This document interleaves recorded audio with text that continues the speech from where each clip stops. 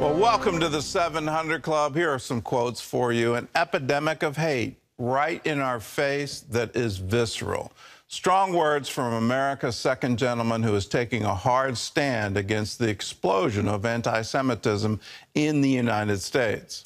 Doug Emhoff hosted a roundtable at the White House this week, calling on all Americans to stand against the growing hatred toward Jews. CBN White House correspondent Abigail Robertson brings us the story. As the first Jewish person married to a president or vice president, the growing problem of anti-Semitism is deeply personal to second gentleman Doug Emhoff, and he says everyone must stand against it. There's an epidemic of hate facing our country. Emhoff says the roundtable is only the beginning of the conversation.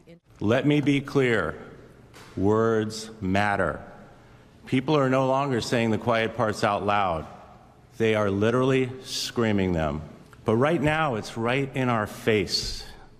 What's happening now is it's visceral, it's real. According to a 2021 Pew Research poll, more than 9 in 10 U.S. Jews surveyed claim there is at least some anti-Semitism in America, and 3/4 believe there is more anti-Semitism now than 5 years ago.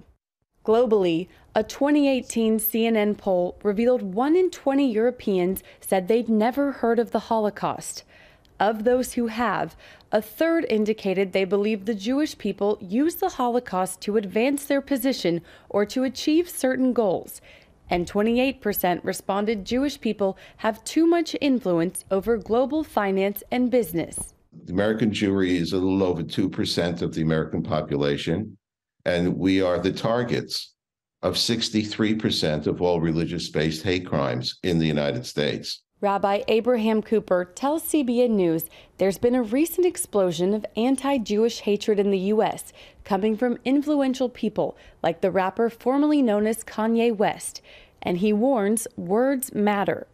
We're already a community that spends a lot of its resources to secure the safety of our Jewish schools, of simply walking to synagogue on the Sabbath. You coordinate with the local PD. And he says he welcomes the conversation hosted by Emhoff, but thinks Democratic leadership needs to do more. I also still await action by the Democratic leadership against members of the squad who have, from the congressional bully pulpit, expressed anti-Semitism and paid no price whatsoever for it. Johnny Moore tells CBN News evangelicals need to take action to combat anti-Semitism, too. It's not enough to feel good, to have a sentimental feeling about our Jewish neighbors and the Jewish community, about the state of Israel and attacks on the state of Israel, BDS, and these other things. We have to actually do things, too, and that begins with education. Leaders at the White House roundtable claim that for far too long, people have failed to take anti-Semitism seriously, and added that the time to act to curtail the surge is now, because later will be too late. Reporting from the White House, Abigail Robertson, CBN News. And as part of our education, we need to understand what the rabbis say about this. And they say very clearly, in every generation, there arises a Haman, and Haman tries to wipe out the Jews. And whether that's in the form of anti-Semitism or in the form of boycott, divestment, or sanction, or exclusion, or in the form of violence and violent persecution, these are the things that happen, and it happens in every generation. Why? Because there is a spiritual force that wants to wipe out the witness of the Jewish people. The witness of the Jewish people is there is a God. And when he makes promises in the Tanakh, in the Bible, he fulfills them and has fulfilled them quite tangibly in the modern state of Israel.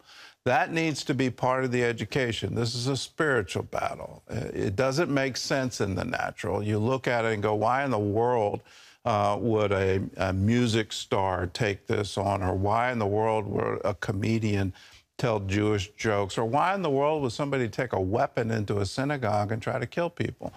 The reason is spiritual. There's an enemy, and that enemy wants to wipe out the Jewish people.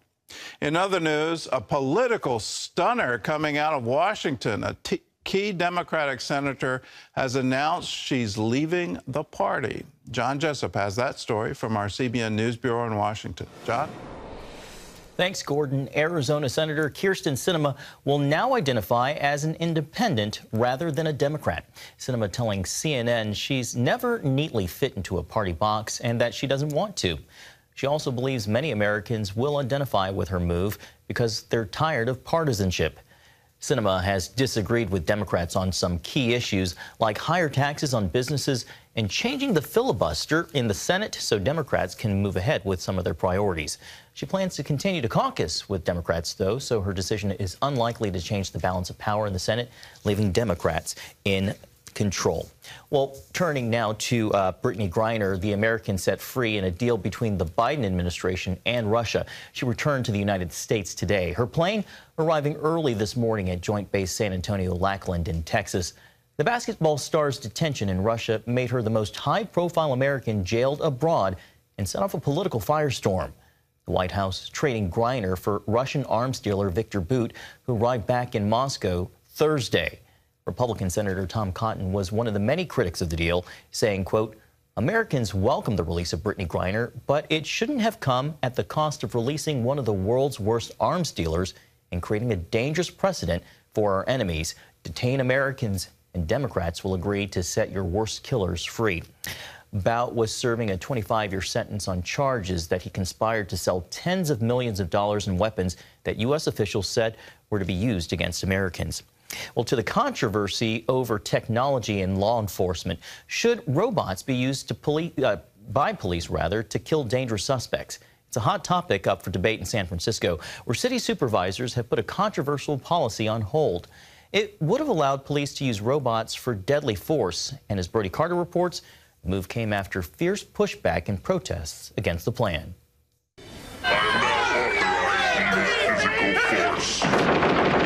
Killer robots are no longer just science fiction.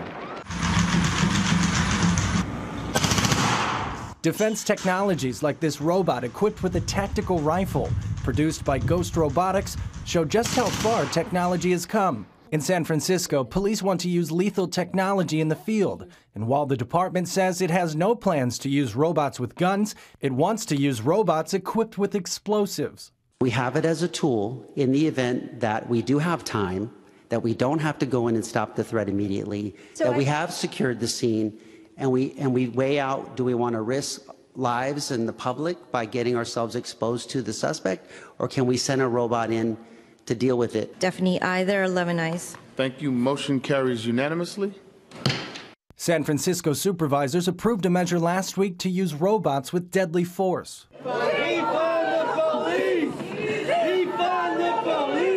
One week later, amid public outcry, the controversial policy was removed from a larger ordinance aimed at police funding. Some San Francisco officials wanted to go ahead with allowing robots to use deadly force in certain cases. They argued nothing had really changed, so there was no need to reverse the policy. But the vote, including the ban on lethal robots, passed unanimously. But at the end of the day, we have to ask ourselves, do we want the San Francisco Police Department to be able to use military-grade weapons through a robot armed with a bomb to blow things up? And the answer to that is no. It's believed the first time police used a robot to kill an armed suspect was in Dallas, 2016, after a 45-minute shootout with police killed 5 officers. SWAT was given the green light to send in a robot armed with C4 explosives. And in San Francisco today, police can still use robots to check out potentially dangerous scenes so that officers can stay back. Though robot technology for law enforcement has become more widely available, police across the country rarely deploy deadly robots to kill or confront suspects. But the technology is moving ahead fast. And pretty soon, police departments nationwide, possibly in your area, could be wrestling with the ethical implications of using robots to stop crime. Brody Carter, CBN News.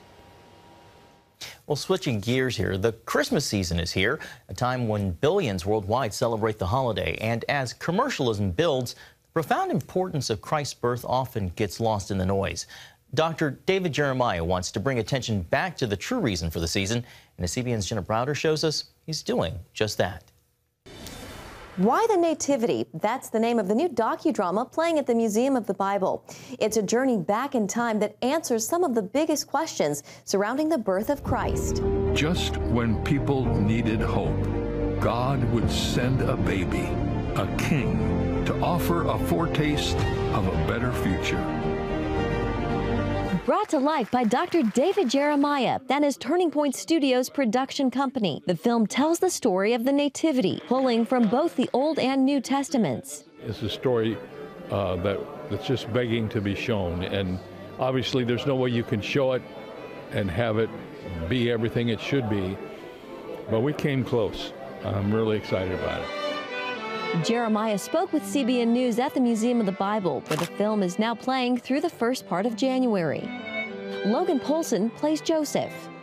We all wish we could be a part of something big, right? We all want to be a part of something big. We don't really think about God's plan, and it's just it's a blessing to be here. Rosanaya takes the role of Mary, mother of Jesus.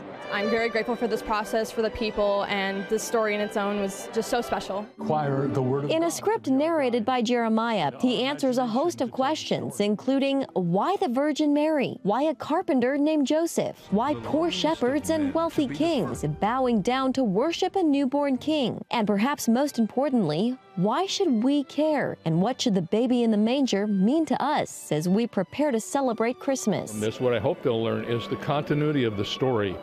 So many people who've watched it in the early stages have told me this movie puts the story together so that all of the things make sense. The timing of the wise men, the anxiety of Joseph during the period when he didn't know what was going on. And the film runs about an hour and 20 minutes long and is already a huge hit. To date, close to 5 million people have watched Why the Nativity on YouTube alone. Jenna Browder, CBN News. Thanks, Jenna. Gordon, anytime we can be reminded for the true reason for the season, it's a good thing. Yeah, and congratulations to Dr. Jeremiah. What a wonderful thing to do, wonderful thing to produce, and may that 5 million turn into 50 million people who get exposed to this wonderful story, the story of the Nativity. And Christians have been repeating this story for thousands of years, even doing dramas for over 1,000 years. You go back to St. Francis of Assisi. He's the first one to put together a live nativity scene. So to see it continue on, let's keep telling the wonderful story of Christmas.